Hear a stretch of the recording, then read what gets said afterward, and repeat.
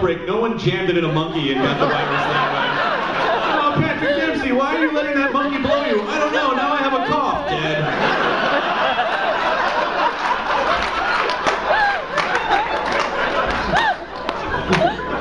Here's a banana for you, monkey. Outbreak.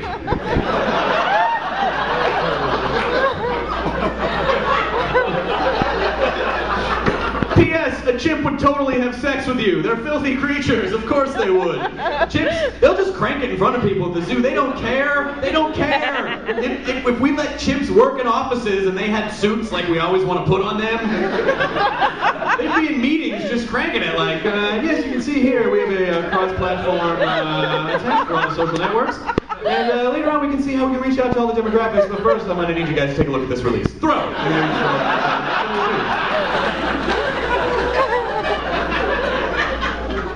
Let me make sure. Okay, I guess I have a couple minutes. A couple more things I want to say. As much of a nerd as I am, and as much sci-fi as I love, I am baffled by the proliferation of ghost hunting shows on every channel. That there might be life after death, which would be an awesome thing, but if there is life after death, do you really think we'd hear about it on the Travel Channel? Maybe it would make the news.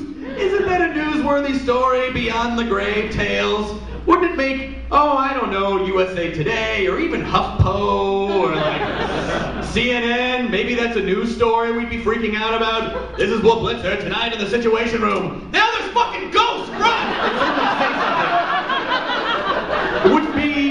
It wouldn't be a bunch of dudes on the Travel Channel who look like fucking sports bar bouncers, like bubbling their way through an old hospital with a shaky night vision cam, like, bro, my neck just got cold, did you blow on me? Fuck no, bro, my arm's cold, bro, I'm cold, bro, whoa, bro, hold me. Like, they don't... And why is every ghost they're hunting like 100 years old plus? There's no new ghosts. Is the ghosthood process that red tapey that it takes about a century for the paperwork to go through? Like, every ghost that they're hunting is like, well, our ghost is, in 1884, a little girl died in a well outside, and now at 3 a.m. you can see the outline of a little wet girl. Like, you never, ever hear them say, in 1984, a young man died on the Sunset Strip, and now at 3 a.m. you can hear the rattling of a chain wallet on acid-wash chains.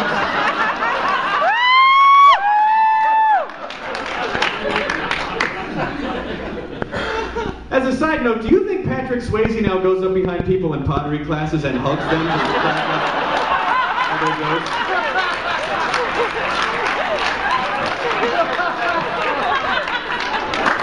Swayze's hilarious. I want to do one more thing before I go. Can you hand me my bottle of water back there? Right there. No, that's not mine. Whose germs are on that one? I want to read a letter that that Doc Brown wrote. Celebration of the 25th anniversary of. I caught all kinds of nerd hell the other day on October 25th when I said, hey, 25 years ago tonight, Doc Brown was killed by Libyan terrorists. Or was he? All these people were like, technically it was October 26th because it was after midnight. No, but if you tell someone you're going to meet them at 1 a.m., you don't say, I'll see you tomorrow at 1 in the morning. Like, you say, I'll see you tonight. But that didn't seem to fly. They were wrong. So, this is an open letter from, I don't do voices, from Doc Brown of Bar Number 5. Did I do the voice? Did I really do the voice? It's not good. Okay, I'll do the voice, but it is a terrible Doc Brown. But this is, thank you for your half woo. It's really more of an afterthought than a woo, but okay. It was more of an exhalation. So this is a very special, unearthed after 25 years, an open letter from Doc Brown to Marty McFly. Dear Marty! It's all downhill from there. Having recently reviewed the surveillance footage of the events from the night you went back to 1985, I couldn't help but be slightly taken aback by your spurious reasoning of only allowing 10 fucking minutes to save my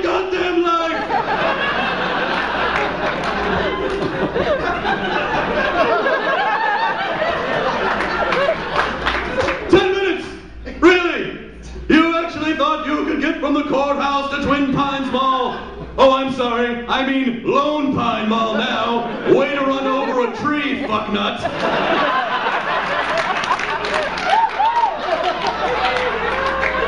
In 10 minutes! What the fuck did you think that could accomplish? What were you going to do? Vanquish the Libyans with your shortness? Yes, I said it! You're tiny!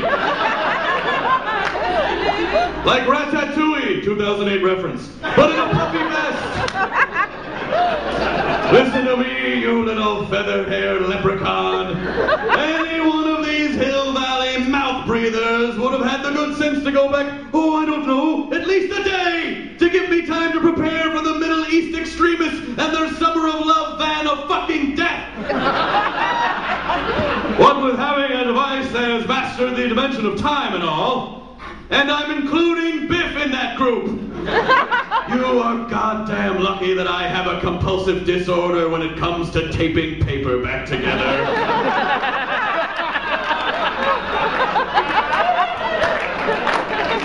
Otherwise, you would have been as useless as Einstein with a Vernier caliper. Ha, ha, ha. Mark my words, Stuart Little, as soon as I get this DeLorean up and running again. P.S. Thanks for turning my car into a fucking lightning rod. I swear I am going to go back and convince Jennifer to dump your hobbit ass so you can go on that dumb shit camping trip alone with nothing to do but jam your little meerkat penis into that extra sleeping bag in the back of your gay-wad new truck.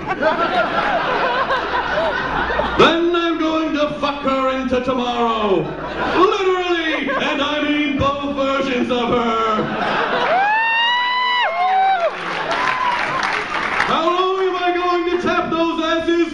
10 minutes ought to do it, you vapid douche.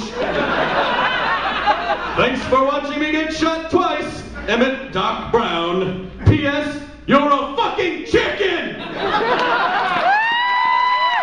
thank you so much, everybody, for listening to my Daily News.